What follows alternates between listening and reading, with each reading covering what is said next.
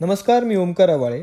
Day 2 of our 200 days challenge. Resolution break होण्याचं मूळ कारण हे आहे की आपण डेली ॲक्टिव्हिटीचं टार्गेट खूप वेग ठेवतो, जेणेकरून त्या सवयी आपल्या बॉडीला एकदम ॲडजस्ट नाही करता येत आणि जेव्हा तुम्ही अचानक कम्फर्ट झोनच्या बाहेर काढता ती परत कम्फर्ट झोनकडे पळते. त्यामुळे मी आपले रूल्स थोडे रिफॉर्म करतोय, जेणेकरून आपण सर्व त्यांना रोज फॉलो करून कन्सिस्टंट राहू. जर तुम्हाला सकाळी 5ला उठणं पॉसिबल नसेल तर 6 किंवा 6:30च्या दरम्यान उठून फ्रेश होऊन 5 मिनिटासाठी मेडिटेशनला बसायचं आहे. त्यानंतर जर तुम्ही आत्ता जिम नाही करत आहे, मी सजेस्ट करेल की तुम्ही सध्याला घरीच वर्कआउट चालू करा. तुम्हाला फक्त तुमच्या दिवसातले 15 ते 20 मिनटं द्यायची एक नॉर्मल वर्कआउट करण्यासाठी.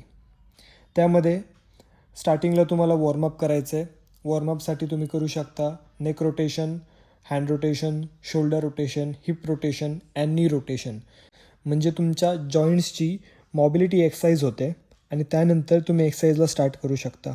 तुम्ही सुरुवातीला 10 सूर्यनमस्कार, 20 जोर, 20 बैठका, 30 ते 60 सेकंदाचा एक प्लँक, 20 ते 25 वेळा लंजेस, 10 ते 15 टाइम्स बर्फीज आणि शेवट 1 मिनटं हाय नीज करून एक सिम्पल आणि साधा वर्कआउट बनवू शकता. आणि वर्कआउटनंतर एक नॉर्मल स्ट्रेचिंग. सोपं आणि सिम्पल टास्क ठेवल्याने कालांतराने आपण इम्प्रोवाईज करू शकतो आणि कन्सिस्टंट राहू शकतो. डाएटमध्ये तुम्हाला नॉर्मल घरचं जेवण, डाळ भात, पोळी भाजी, सलाड आणि 3 ते 4 लिटर पाणी. रीडिंग करताना रोजचं कमीत कमी 1 पेज वाचायचं आहे आणि 6000 स्टेप्स वॉकिंग.